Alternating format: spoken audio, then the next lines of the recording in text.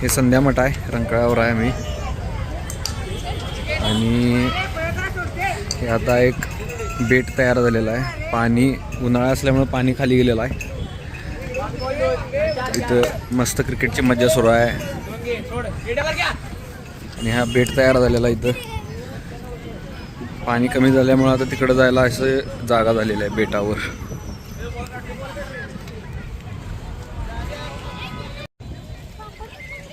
तर राम सेतू क्रॉस करून आलेला आहे. संध्यामठ मस्त मागं बॅकग्राऊंडला पाळणा दिसायला लागला आहे.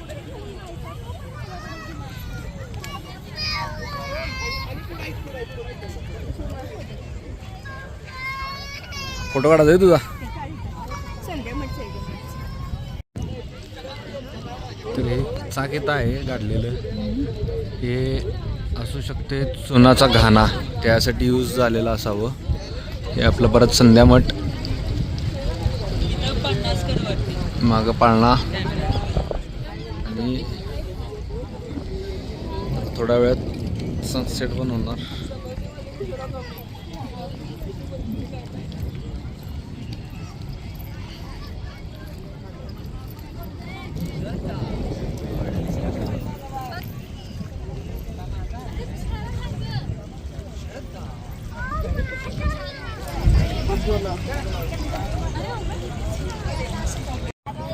तर क्लोजअपमध्ये तर ही खालची जी दिसते ती शिवपेंट असावी.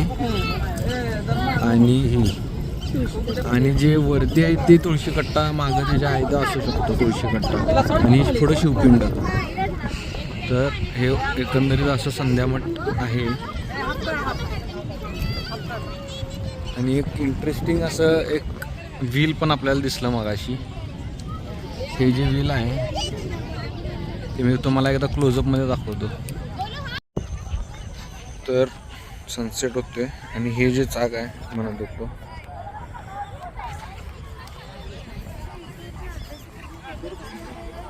हे